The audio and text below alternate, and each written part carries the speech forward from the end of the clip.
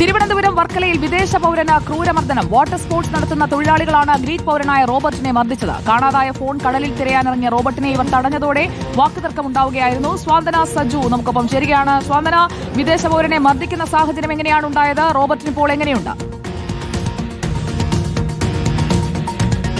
സുജ, തിരുവനന്തപുരം വർക്കല ബീച്ചിലാണ് വിദേശ പൗരന് ഇപ്പോൾ മർദ്ദനമേറ്റിരിക്കുന്നത്. ഗ്രീക്ക് സ്വദേശിയായ റോബർട്ടിനാണ് വർക്കലയിൽ തന്നെ വാട്ടർ സ്പോർട്സ് നടത്തുന്ന ജീവനക്കാരിൽ നിന്ന് മർദ്ദനമേറ്റിരിക്കുന്നത്.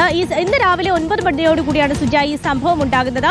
ഈ റോബർട്ടിന്റെ ഫോൺ കുറച്ച് ദിവസം മുൻപ്, ഒരു 3-4 ദിവസം മുൻപ് കളഞ്ഞു പോയിരുന്നു. അദ്ദേഹം കഴിഞ്ഞ 2-3 ദിവസമായിട്ട് ഈ ഫോൺ അന്വേഷിച്ച് വർക്കല ബീച്ചിന്റെ ഭാഗത്തൊക്കെ തന്നെയും നടക്കുകയുമാണ്. ഇന്നും ഇതുപോലെ രാവിലെ ആ ഫോൺ അന്വേഷിച്ച് ഇറങ്ങിയതാണ്. ആ സമയത്ത് അദ്ദേഹം കടലിൽ കുളിക്കാനിറങ്ങി. അപ്പോൾ ഇവിടെ ഉണ്ടായിരുന്ന ആളുകളാണ് ഈ വാട്ടർ സ്പോർട്സ് നടത്തുന്ന ഇതിന്റെ ജീവനക്കാരൊക്കെ തന്നെയും അവിടെ ഉണ്ടായിരുന്നു. അവർ കടലിലേക്ക് ഇറങ്ങരുത് എന്ന് അദ്ദേഹത്തോട് പറയുകയും പിന്നീട് അത് വാക്ക് തർക്കമാകുകയും അതിനുശേഷം പിന്നീട് ഇവർ അദ്ദേഹത്തെ മർദ്ദിക്കുകയുമായിരുന്നു എന്നാണ് അവിടെ ആ സമയത്ത് ഉണ്ടായിരുന്ന നാട്ടുകാരൊക്കെ തന്നെയും പറയുന്നത്. അദ്ദേഹത്തിന്റെ കണ്ണിന്, നമുക്ക് ആ ദൃശ്യങ്ങൾ കണ്ടാൽ തന്നെ വ്യക്തമാണ്, അദ്ദേഹത്തിന്റെ കണ്ണിന് സാരമായി തന്നെ പരിക്കേറ്റിട്ടുണ്ട്.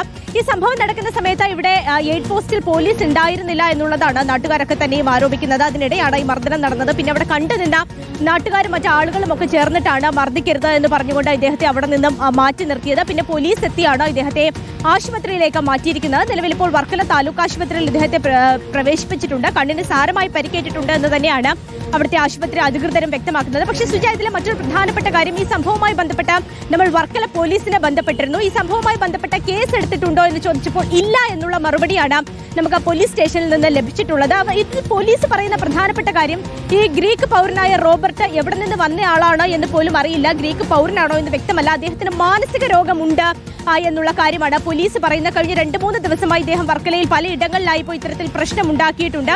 അപ്പോൾ ഇന്ന് ഈ പറയുന്ന വാട്ടർ സ്പോർട്സ് ജീവനക്കാരുടെ മൊബൈൽ ഫോൺ ഇദ്ദേഹം എടുക്കാൻ ശ്രമിച്ചു. അങ്ങനെയാണ് ഇവർ മർദ്ദിച്ചത്. അതൊരു ചെറിയ അടി മാത്രമാണ് നൽകിയത് എന്നുള്ള കാര്യമാണ് വർക്കല പോലീസ് പറയുന്നത്. പക്ഷേ അതൊരു ചെറിയ അടി അല്ല എന്ന ദൃശ്യങ്ങൾ കണ്ടാൽ തന്നെ നമുക്ക് വ്യക്തമാണ്.